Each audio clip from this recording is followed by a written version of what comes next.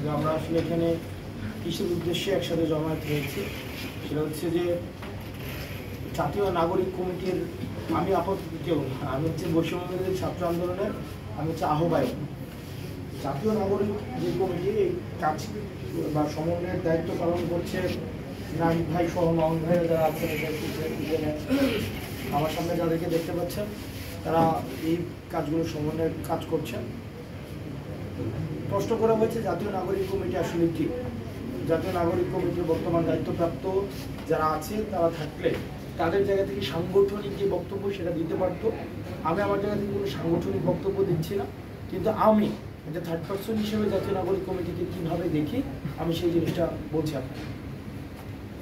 দেখেন, 5 অগাস্টের পূর্ববর্তী সময়ে বাংলাদেশের রাজনৈতিক কিছু বিভাজনের রাজনীতি দিয়ে কিন্তু বাংলাদেশ গড়ে উঠেছে। আমরা বিভাজনের রাজনীতির মধ্য দিয়ে গিয়েছি। একটা দেখা গিয়েছে কি সবসময় ক্ষমতার পরিবর্তন হয়েছে, কিন্তু ইতিবাচক পরিবর্তনটা আসলে হয় নাই। আমাদের প্রত্যাশিত যে পরিবর্তন সেটা হয় নাই, 1 নম্বর বিষয়। 2 নম্বর বিষয়, 5 আগস্ট পরবর্তী সময়ে মানুষের মধ্যে একটা রাজনৈতিক সচেতনতা হয়েছে। আপনারা এখানে যারা আছেন সবাই আমাদের বয়সে অনেক বেশি বড়, আমার বাবার বয়সের, কেউ আমার হচ্ছে চাচা সমপর্যায়ের। আপনারা আমাদের এই প্রজন্মকে আপনারা বেশিরভাগ সময় হয়তো ব্যস্ত থাকতে দেখেছে, মোবাইল নিয়ে ব্যস্ত থাকে বা হচ্ছে তারা তাদের মতো করে একটা জীবন চালায়, এই ধরনের বিষয়গুলোতে আপনারা দেখেছেন। আপনারা ভেবেছেন যে এই প্রজন্মটা হচ্ছে রাজনীতি নিয়ে ভাবে না, দেশ নিয়ে ভাবে না, সমাজ নিয়ে ভাবে না।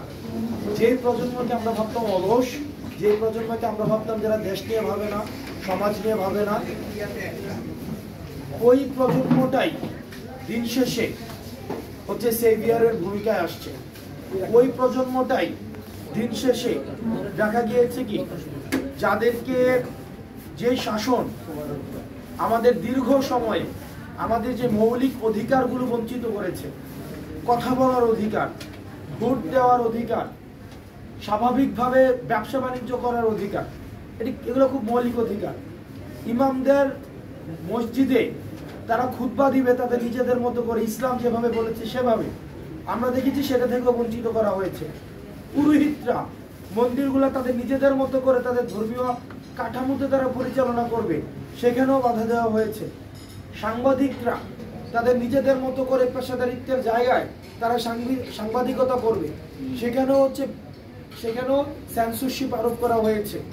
গণমাধ্যম থেকে শুরু করে সামাজিক মাধ্যম সব কিছুতেই এই যে একটা শৃঙ্খল বাধার, সেটা যুগের পর যুগ আমাদের পায়ে, আমাদের মাথায়, আমাদের মননে, আমাদের মেরুদণ্ডে, আমাদের মগজে, আমাদের সব জায়গার মধ্যে আষ্টে পৃষ্ঠে আমাদের ছিল, কিন্তু সেই শিকলটা আমরা আসলে মুক্ত করতে পারি নাই।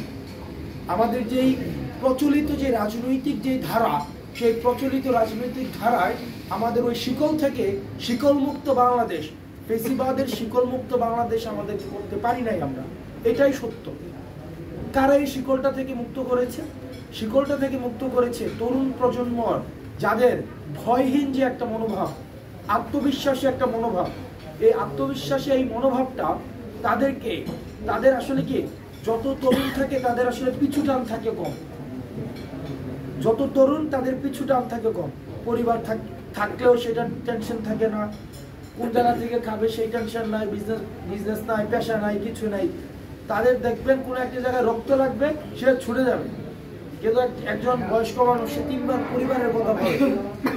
ওই তরুণ প্রজন্মটা আমাদের এই 5 আগস্টের পরবর্তী সময়ে আমাদের এই জাতিকে মুক্ত করেছে।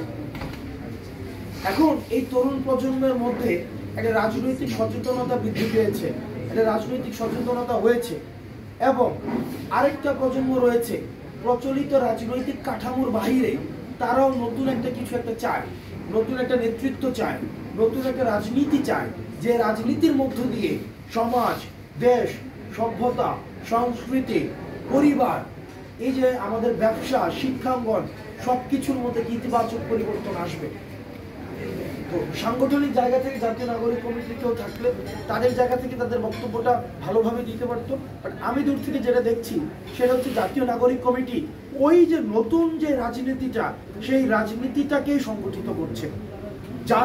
যে মানুষগুলো প্রচলিত রাজনীতির বাইরে গিয়ে দেশের ইতিবাচক কল্যাণ চায়, তাদেরকে একত্রিত করে তারা হচ্ছে প্রচলিত রাজনীতির বাইরে গিয়ে একটা নতুন বাংলাদেশ পন্থী একটা রাজনীতি তারা চায়, যে রাজনীতির মধ্যে দিয়ে এতদিন পর্যন্ত আমাদের এই সমাজের প্রত্যেকটা মানুষ প্রান্তিক পর্যায় থেকে শহর পর্যন্ত মানুষগুলো যে অধিকার থেকে বঞ্চিত হয়েছে, নাগরিক সুবিধা থেকে বঞ্চিত হয়েছে, সেগুলো তারা নিশ্চিত করার পথটাকে তারা হচ্ছে প্রশস্ত করবে।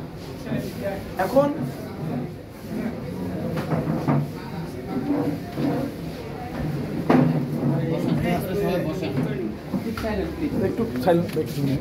এখন আপনারা আপনাদের জায়গা থেকে আমরা চাই, আমরা আসলে অতীতের কোনো ঘটনার পুনরাবৃত্তি চাই না। আমরা অতীতের রাজনৈতিক চাই না যে ক্ষমতা থেকে চলে গেলে, দেখেন কি এটা জাতির জন্য দুর্ভাগ্য বা এটা নির্মম পরিহাস যে আজকে আপনার ক্ষমতা নাই, এই কারণে আপনি বাসায়ও থাকতে পারেন না।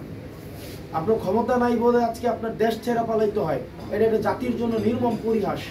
আমরা ওই রাজনীতি আর চাই না।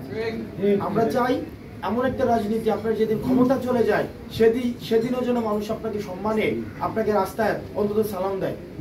আপনার ক্ষমতা থাকবে বলে মানুষ আপনার পিছনে পিছনে ঘুরবে, এই রাজনীতি না। আপনার ক্ষমতাহীন ব্যক্তি, যেটা আপনার কাছে যখন ক্ষমতা নাই তখন আপনাকে যদি মানুষ সম্মান করে, সেটাই হচ্ছে প্রকৃত সম্মান। আমরা চাই এমন একটা রাজনীতি, অতীতের কোনো গুম খুন হত্যা নিপীড়ন নির্যাতন, আপনার সাথে আমার মতপার্থক্য থাকতে পারে, আপনার চুলের কাটিং আমার চুলের কাটিং সেম না, আপনার পোশাকের ধরন আমার পোশাকের ধরন সেম না, আপনার খাদ্যাভ্যাস, আপনার রুচি, আপনার বোধ, আপনার বই পড়ার অভ্যাস, আপনার মুভি দেখার অভ্যাস, এগুলো আমার সাথে আপনার মিলবে না। কিন্তু বাংলাদেশের প্রশ্নে, সমাজের ইতিবাচক পরিবর্তনের প্রশ্নে এবং সামাজিক মূল্যবোধ বৃদ্ধির প্রশ্নে আমরা এক এবং ঐক্যবদ্ধভাবে সংহতির মাধ্যমে আমরা দেশটাকে পুনর্গঠন করতে চাই। এবং এই পুনর্গঠনটা অবশ্যই কোনো সহিংসতার পুনরাবৃত্তির মধ্য দিয়ে নয়। আমরা এটা চাই না শুধুমাত্র নাহিদ ভাইয়ের সাথে আমার রাজনৈতিক মতপার্থক্য আছে সুতরাং ওরে মারা আমার জন্য জায়েজ, এটা যেন না হয়। আমরা আর রাজনৈতিক কোনো ধরনের সহিংসতার পুনরাবৃত্তি আর আমরা চাই না। আর কখনোই আমরা চাই না দেবিদ্বারের কোনো ধরনের রাজনৈতিক প্রতিহিংসার পুনরাবৃত্তি হোক, বরং আমরা দেবিদ্বারের কল্যাণ চাই। আপনি যেই মতেরই হন না কেন, যেই পথেরই হন না কেন, সেটাতে আমার কিচ্ছু আসে যায় না। কিন্তু আমি একটা জিনিসই আপনাকে দেখবো, যে আপনি বাংলাদেশের কল্যাণ চান কিনা, আপনি দেবিদ্বারের কল্যাণ চান কিনা, আপনি আপনার নিজের সমাজের কল্যাণ চান কিনা। যদি আপনি নিজের কল্যাণ চান, সমাজের কল্যাণ চান, দেশের কল্যাণ চান, বাংলাদেশের কল্যাণ চান, আপনার যেই মতেরই হন, যেই পথেরই হন, আপনি আমার বন্ধু। আর যদি আপনি বাংলাদেশের কল্যাণ না চান, তাহলে আপনার সাথে আমার মতপার্থক্য থাকবে। তো আমরা চাই দেবিদ্বারের ইতিবাচক কল্যাণ হোক, দেবিদ্বারের ইতিবাচক পরিবর্তন হোক, এবং যে পরিবর্তনটা শুরু হয়েছে, একটা আমরা চাচ্ছি একটা পরিবর্তনের অন্তত শুরু করতে, যেটা শুরু হয়েছে সেটা ধারাবাহিকতা যেন অব্যাহত থাকে। তো আপনাদের কাছ থেকে আমরা যেটা চাই সেটা হচ্ছে